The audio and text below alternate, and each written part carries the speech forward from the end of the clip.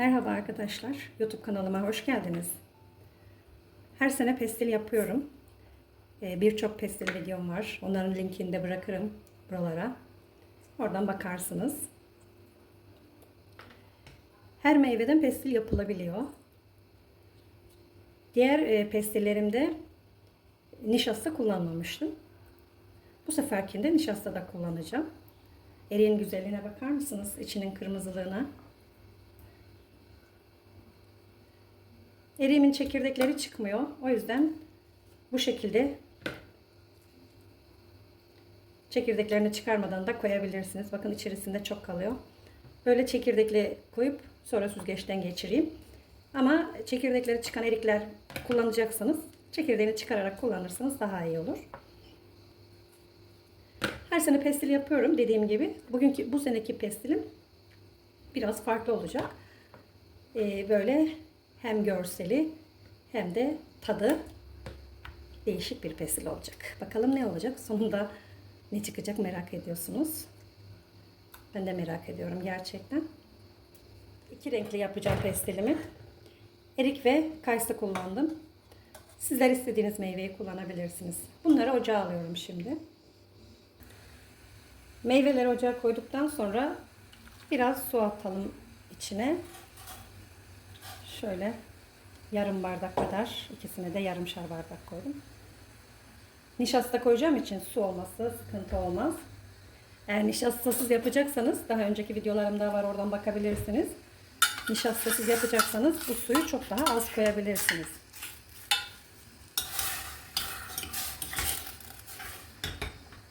Şimdi bunları pişmeye bırakıyorum. Pişince daha iyi oluyor. Şöyle kapaklarını kapatayım. Pişsinler.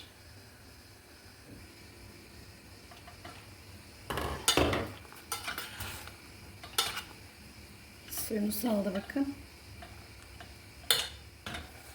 Bu da kaynamaya devam ediyor.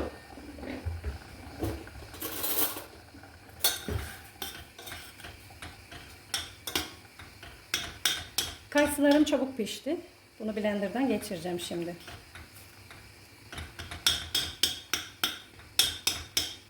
Erik pişmeye devam ediyor. Eriği biraz fazla pişireceğim çünkü çekirdeklerinden arınması için iyi pişmesi gerekiyor.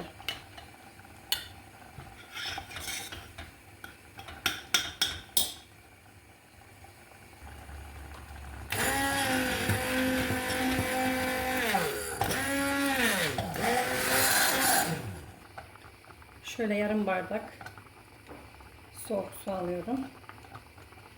Şöyle bir kaşık da nişasta içerisine koyuyorum. Nişastalı yaparsanız eğer pestiliniz yumuşak olur. Ben glutensiz nişasta kullanıyorum. Mısır nişastası kullanıyorum yani. Şöyle erittim nişastayı. Buraya ekleyeceğim ama öncelikle biraz da şeker ekleyeceğim. Şöyle 2 yemek kaşığı veya da 3 yemek kaşığı. Tatlı istiyorsanız biraz daha şeker ekleyebilirsiniz. Şekerini ekledim.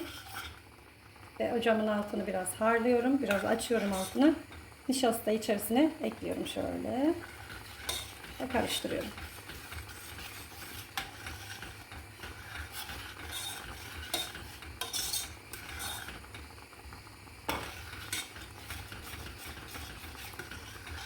Nişasta pişene kadar 2-3 dakika kaynatsanız yeterli oluyor. Görüyor musunuz kıvamı nasıl koyulaştı? Böyle koyu kıvamda olursa hem kuruması da hızlı olur hem de yumuşak olur. Ama ben nişastasız yemek istiyorum. Sadece meyve olsun istiyorsanız hiç nişasta katmayın. Kendi koyuluğu da yetiyor zaten.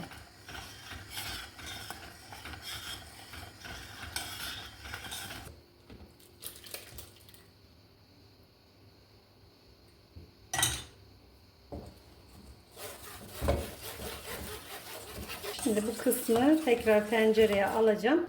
Şöyle yarım bardak su koyuyorum.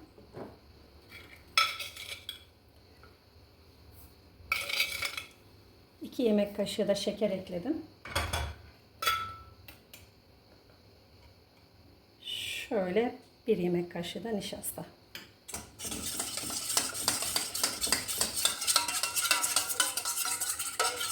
Nişastayı burada çözdürüp tekrar başka kap bulaştırmak istemedim. Evet, eriğin içine boşaltıyorum. Bu şekilde boşaltın. Altına yakın birazcık kaynasın. Dilerseniz şekersiz, dilerseniz çok tatlı yapabilirsiniz. Ben sadece fikir veriyorum. Sizler kendi damak zevkinize göre uyarlayın. Meyvelerin bol olduğu yaz mevsiminde yapın. Kışında paşa paşa yiyin. Gerçekten çayın yanında, kahvenin yanında çok iyi oluyor bu pestiller. Ve alışırsanız bir daha bırakamazsınız. Her meyveyi böyle pişirerek pestil yapabilirsiniz.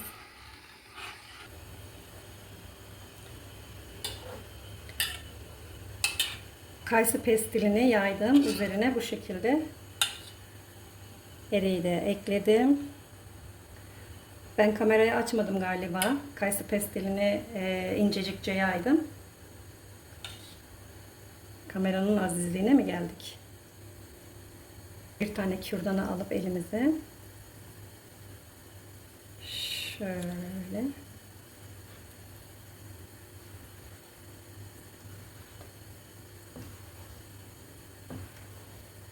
desenli pestilimizi hazırladık. Şimdi bunu kuruması için dışarıya bırakıyorum.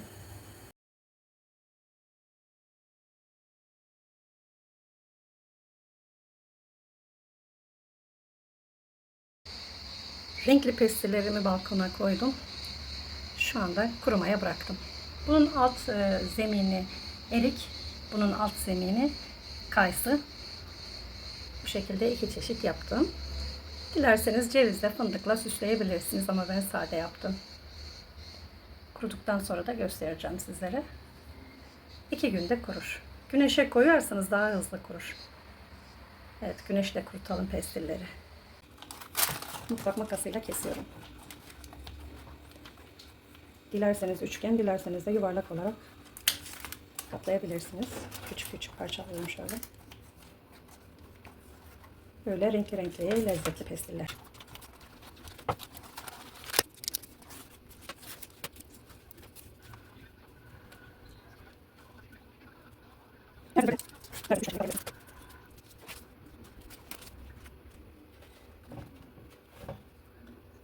Dilerseniz de böyle katlayabilirsiniz.